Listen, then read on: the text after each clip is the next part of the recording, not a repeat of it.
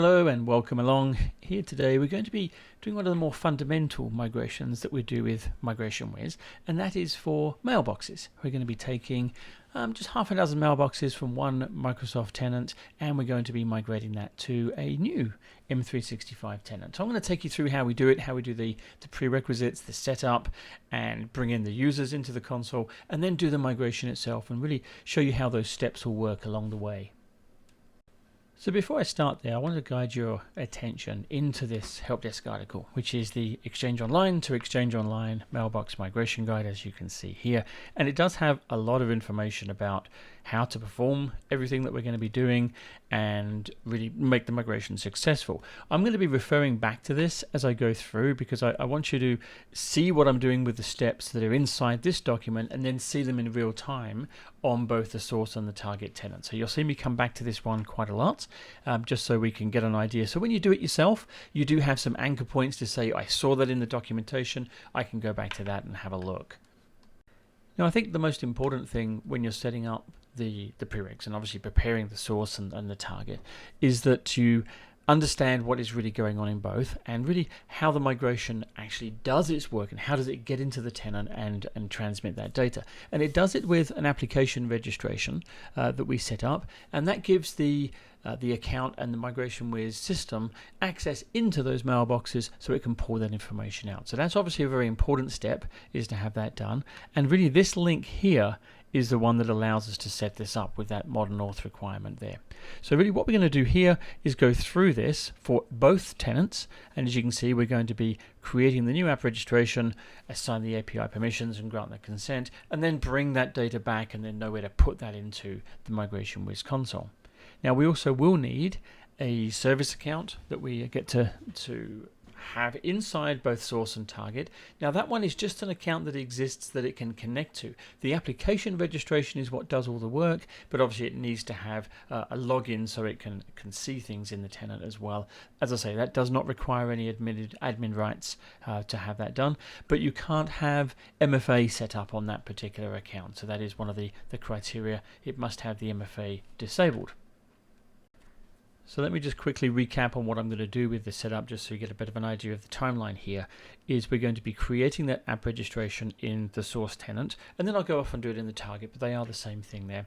We'll create the service account and apply that, and then we're going to go into the MigrationWiz console and set up the project and attach to both the source and target applications in there.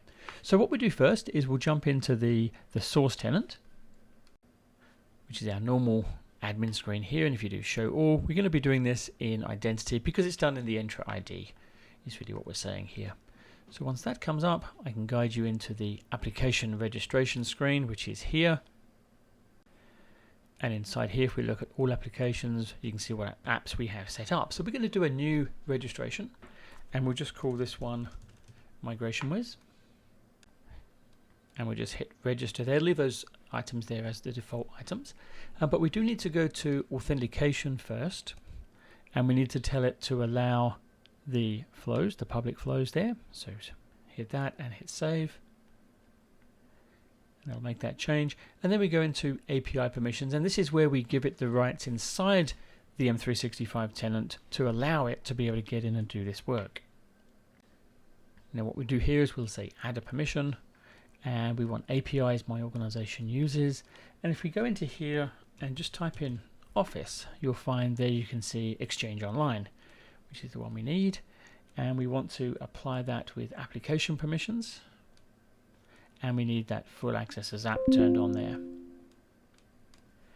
we say add permission. We'll then go back in there because there is another one we need on the APIs that it uses, and we'll put in Office again and Exchange Online. Now we want to do delegated permissions for this one, and we're going to be using the EWS, which is this tick here, and add that in. So now with those two, we will say to grant the admin consent and say yes. Now this all needs to be done obviously with a global admin account, so you may need someone to assist if you don't have the GA yourself, but we need to add these items in. So then we're going to be creating the client secret. So we'll go into secrets and certificates there, and we've got client secrets. We'll add a new one, we just call this one MigrationWiz as well. We'll make it to 180 days. Obviously, if your migration is going longer than that, you can put it longer, or you can refresh the client secret. That's up to you, but that's the default setting, is the 180 days. So we'll hit add. Now we'll come up with the value. Now we do need to copy and paste that out to clipboard, which I recommend we just do with Notepad, as you can see there. Really, because this only displays just once. So once you save that, you're not going to be able to get in. You can create another client secret, but it's a security mechanism, so it only displays once. So just grab that quite quickly. Now, what you then do is go back to the overview here, and we also want the client ID and the tenant ID, or the directory ID. So I'm going to grab those as well, and I'm going to put those into clipboard as well, because like I say, we will need these a bit later on. So you can see what I've done here is just really grabbing those items. Now I can put in here, just so we know, which we've got client and tenant. So we'll put that down here. And that's simply it inside the application registration. But remember, we do need that service account. So we'll go into the user details here. As you can see, I've already created one here. We call it the MigrateWiz at cozymouse.com. That's our source tenant. And so that is set up and ready to go. It is licensed. It doesn't need to be licensed. I just have it because I receive email on that one if I'm doing any migration work with it. But essentially, it just needs to exist and not have MFA attached to it. And that is quite important. You do need to exclude that from your MFA policies. So if you're using conditional access, then obviously that's where you want to go for that. So let's jump into the MigrationWiz project now, and let's get this one on the road. So what we're going to do is, just in a normal project screen of your work group, we'll just hit create project here, and it's going to be a mailbox project. And we want to give it the details. You can see we need to set up both the source and the destination side. This is the main project information, so we put a test name in here. And I'll select one of our customers. I do have Cozy Mouse in here from previously, so I'm just going to select that one and hit next step. And this is where we set up the endpoint for the source. So we're going to say it's a new endpoint, which will be a 365. So we'll just put that in here, like so, and we'll choose our endpoint type as just being Microsoft 365. Now this is where we put in the credentials around the service account that we had. So that will be the MigrateWiz at cozymouse.com. There we go. Password accordingly, and we just hit add. And that'll take us into the next setup screen, where we can put in that client ID and the tenant ID and also the client secret. Now this is obviously what we had handy in our notepad here. So I'm just going to go ahead and just take each one of these and just pop them in. And with our client ID as well. And the tenant. There we go. Then just hit next step, and takes us through to our destination settings. So likewise in the destination, we'll say a new one, and we're going to put this one as the Migration Frog M365, which will be obviously 365 as well there. And there's our credentials that we're after. So that's going to be the MigrateWiz at, in this case, Migration Frog, and our password there as well. There we go, and hit add.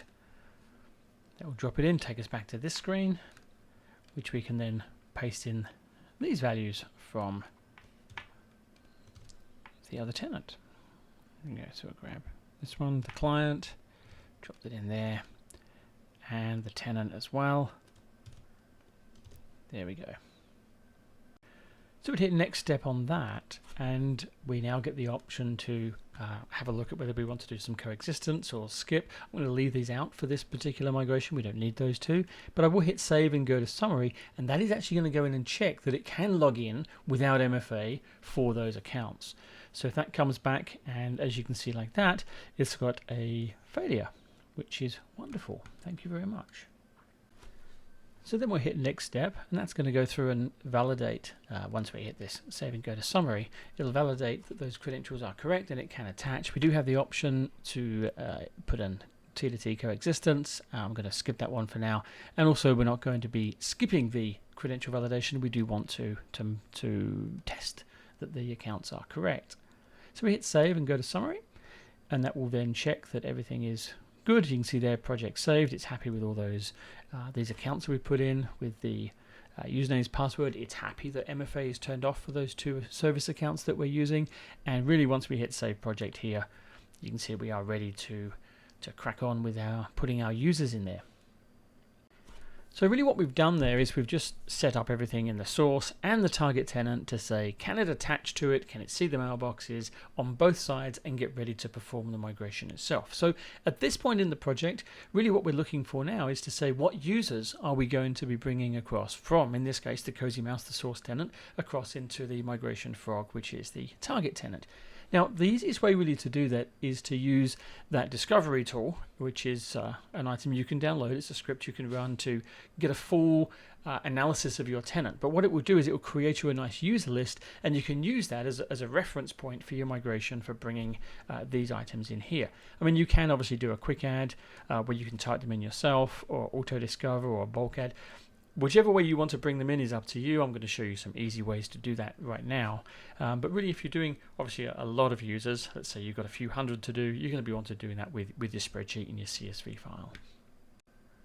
So this is the user account screen, and you can see there's all my users. So what I'm going to do, I'm going to pick out the users I'm going to put into this first migration batch, and we call this one batch 1. I'm going to do the same. I'm going to use Bernard and Bob and also Elias here, batch 1.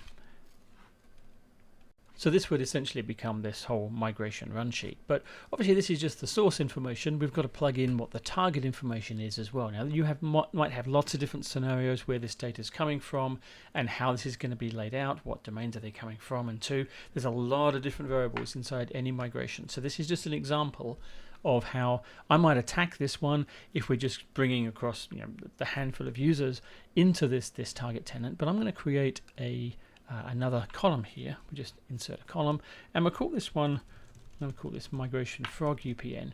Now, I do know what they are. They're going to translate perfectly between one to the other. That's not always the case in a migration. But for this one, I'm just going to use a quick formula to grab what the UPN is here, chop off the Cozy Mouse at the end, and replace it with the Migration Frog. So that one's going to look like this, which is like this one here. So really it's just grabbing that first, it's looking for the @ symbol, and then just appending the Migration Frog at the end. A lot of ways you can do that, just the way I choose to, and I'm just going to copy that into these items, and there you can see there. Now what I will probably do is just grab all of them, and actually I'll just do that and paste those in just so we've got a good reference. But what we're doing here is now I'm interested in taking this here and just showing batch 1, which will show us just the list of users, and you can see here is my source and here is my target. Now it is important obviously that these accounts are created inside the target tenant and they're licensed and they're ready to go with a mailbox and the like. So we can just check one of those. Let's have a quick look at Bernard Moses. So you can see there he is there and he's licensed, and if we look at mail, you'll see that should be completely empty. There we are, 0%. So really that account is ready to be logged in and actually used. No problem with that. We just need to now use the MigrationWiz tool to get all the mail from the source tenant across into this target mailbox. Now the options are, if I go into MigrationWiz here, we can say bulk add. Now that's if you're using a spreadsheet or you're using the cut and paste method here. We can grab the CSV file. If you do the download the sample, all that's really going to give you is a very, very simple one here. If I look at this this spreadsheet, you can see what it's after is really these items, and we're really just interested in the source mail and the destination mail. So if you want to go ahead and put those in on both of those items and use that as a CSV to import, you can. In this case, because there's not many of them, what I'm going to do, I'm going to just grab them like this, our list of 3, copy that, and I'm going to paste that in there, and likewise grab the destination as well. There we go, and drop that into there. Now you see they've all got a tick on them. Obviously they were going to bring all of those in, and we'll say old and newly detected mailboxes will be migrated. That's just to say, are we going to go over the top of anybody that exists in this batch already, and that's what that's for. So we don't have anybody in there, not a problem. We just hit save, and that should drop us back to the main screen, and it'll have the items ready to go there, as you can see. Now before we kick anything off, we do need to do some license work here. You can see that this guy here, Bob Jones, is already licensed. That means we've already done a migration for him at some point in this console with our respective logon, so we don't need to consume another license for him. We can reuse the same one. But these other two, Bernard and Elias, we haven't done any migrations previously before. That's why they've got a no tagged on them. So we're just going to apply some licenses there for them. We are using the UMB license for this one. If you're using a normal mailbox licenses, you don't need to apply them here. They will just get picked up if you have them available to use when you kick off the migration. But in this case, we'll just hit apply, and that will pop back soon and say we have a yes on the UMB. So our first step on the migration really is we'll tag everybody, and we're going to go to start, and we're going to say verify credentials. Now what this is going to do is it will check all of the access to the mailboxes on both source and target, check the logins, check everything, and make sure that when we kick this off, it is going to work correctly. It is a good step to take, and it's definitely one that will help you solve any issues you may have before they come about when you actually need to start kicking off the migration itself. So definitely do a verify credentials before you start any other migration work. Now while it's doing that, I just want to go through this edit project and have a look at these advanced options, because there's some things that you can do in here that you may need to do to tweak your particular migration setup. Now first thing is there's your support tab. There's all of the settings you can see talking about secrets and other things there about the project, so don't change those. They're good as they are. But what we're really after here is we've got some the source and destination item here. We want to make sure that we're using impersonation to authenticate. That's important. And also, are we migrating from, and you can see here, from mailbox recoverable items into what? The default is obviously mailbox to mailbox, but if it was a different one like mailbox to archive, or copying over recoverable items one to the other, then that's where you would perform this particular step. But for now, obviously for this migration, we're going to leave it as it is. There's other items there for filtering. If you want to have items that are only newer than a specific date to come over, you can set them up here. And there's other items here around things like the performance and how many concurrent migrations. Generally speaking though, we leave these alone unless you have a particular requirement to go in and change them. So that's just something to think about as you go into this migration. So we'll just pop up to the top here and wait for the verification to complete, and wait for that UMB bundle to become active. If we hit a refresh here, yep, there we go. We can see we've got a yes on those, and we also have the submitted tag. So we'll pause now on the video, obviously, and wait for that to come back and verify the credentials, make sure they're good.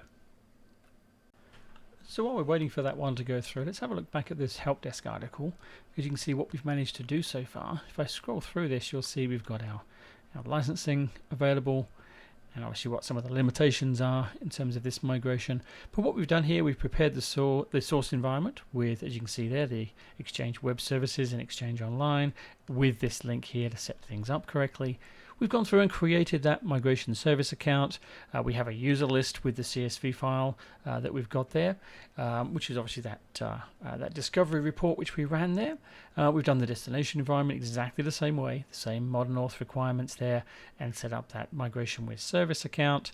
And you can see here we've gone down to our mailbox migration project setup, and this part of the article talks us through exactly what we did, which was creating the new item, adding in all the relevant client IDs and client secrets, and working through those.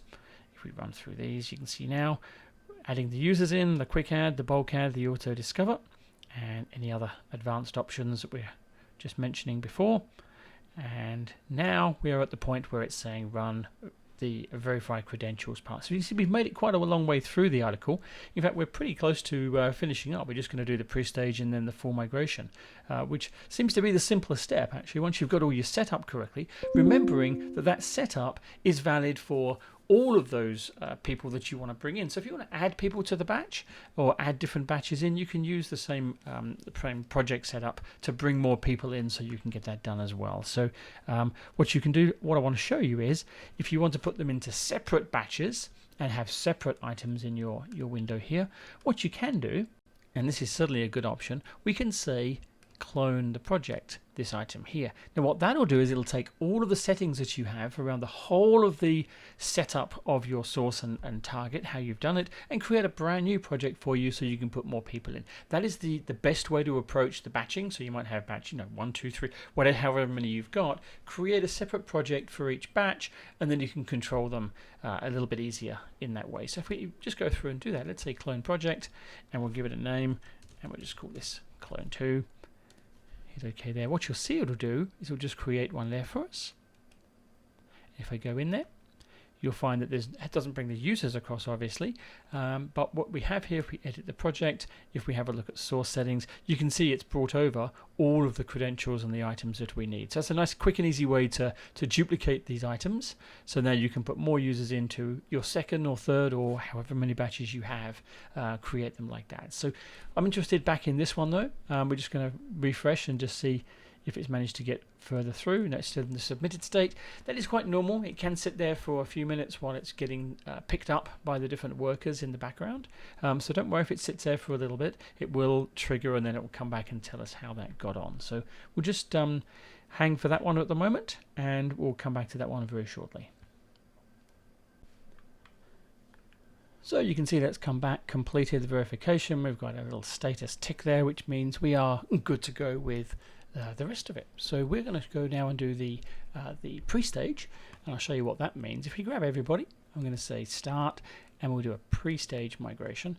Now what this really does is it's if we're going to migrate things ahead of time. So suppose we're now on a Monday, and we were going to do the migration maybe a week or even a month later.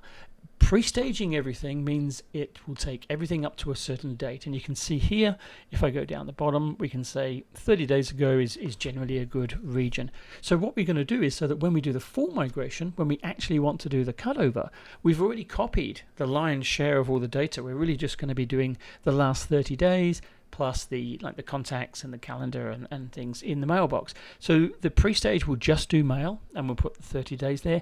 As I say, it is a good practice to do that first. If you're just doing a full migration and you want to bring everybody over just in one hit, then obviously just go straight to a full migration. But a pre-stage is certainly good. When you run the full migration over the top, remember that you're not going to get any duplicates. You can run it quite a few times, but it will know what it's migrated already and won't migrate it again. So bear that in mind. If you do a big cleanup on the source or a cleanup on the target during a migration, it's not going to delete anything on the other side. So migration tools never delete anything, whether it's in the source or the target. They only make a copy of what's there. So just bear in that mind with your users, that they really shouldn't be doing any mailbox cleanups when you start kicking off pre-stages and obviously doing a full migration. So let's hit the start migration here, and that will then just put it back into a submitted stage of that pre-stage, and once it's done, we'll just come back and see what those mailboxes look like. I've just logged into the mailbox for Bob Jones here, just so you can see what's going on. You can see that it's blank right now, so as this migration does start and put data in there, we can then refer back to this screen to make sure that things have come across correctly, as we would expect. Yeah. Now here you can see that the pre-stage has completed and the amount of data copied, as you can see on the top here. Now look at the inbox for this user that's in the target, and you can see everything is about a month ago, which is exactly what we said. In the pre-stage, we're going to have everything a month backwards, and you'll also notice as well, if I go into the calendar, there's no calendar entries for this week, and there's no contacts as well. So that's just an important fact for later on when we do the full migration. We will be bringing over the calendar and contacts. They're not part of the pre-stage, it's just mail is the pre-stage. So now if we say this is the migration night or the time we're going to actually do this cutover for them and get them to have all of the mail coming across into this target mailbox, what we do there is we'll go back in and tag them all again, and we're going to start and do a full migration. So you can see the additional items here is talking about all of the items like the rules and calendars and the like. And if you look down here, you can see that it doesn't give the option for that pre-stage at the 60 days. We can just go ahead and start that. Now, if you wanted to, you could have a timer on that to say, I want to kick it off at 10 p.m. or whatever you need to do. You can turn it on with that option there. But I'm just going to let this one run straight away. So we're going to hit Start Migration. And I'm expecting it to be a lot quicker than the pre-stage because it really only has to do that 30 days of mail plus those other items as well. So let's come back when that is all done. So now we can see that all the mail data is there. You can see that's right up to date. And also we have hopefully some calendar entries in here. There we go. A couple of those. And there should be some people too. Yep, some people. So really that's that is all good. That is our migration done for this particular user. These will be the same as well, Elias and Bernard, but we're just looking at Bob in the target tenant just to validate what we're seeing in the tool here is correct on the client side, and it looks like it is. Now our last step, if we were to be bringing over the cozymouse.com domain into the new tenant, we'd want to be now performing that task. We'll extract that domain out of the tenant and place it on the new one, assign all the new UPNs and do all that work in the back end of the tenants. But you're going to want to run like a delta pass of the full migration again once you've done that, just in case you've missed any mail that might have come in to the tenant during that cutover process. There could be a few little stragglers in there. So how we go about doing that is we were to look at the change domains, and we'll change the domains for the source and the destination, and then we'll rerun the copy. So what you might be doing here is we'd say change domains, and the cozymouse.com would probably become the cozymouse on Microsoft.com. That's the domain, the underlying domain of the cozymouse tenants. We'll assign that as a UPN. So we're not going to have a domain in place sort of left behind there. But in the destination side, we'd then put in cozymouse.com. Now watch what it does to these accounts here. So now you can see it's changed all of those, and it's changed here. So I would then go ahead and do a full migration pass on that one as well. I'm not going to run it on this particular demonstration because obviously we haven't moved the domain over, but you can see how easy it is then to run that final pass, and then you've got the cozymouse domain inside the target tenant. Then the last thing for cleanup, it's probably a good idea to go into those, both the source and target entry ID, and remove that application registration that you had there, and also remove those two MigrateWiz service accounts that you had there as well as. So that would be the last step to do it, and really from that point on your migration of these accounts is now done. So thank you for watching. I hope that is helpful. If you do have any questions, obviously please do reach out, but check out the help desk articles and also the follow along with the video when you're doing your own migration as well, and hope everything works out great for you. You have an awesome day.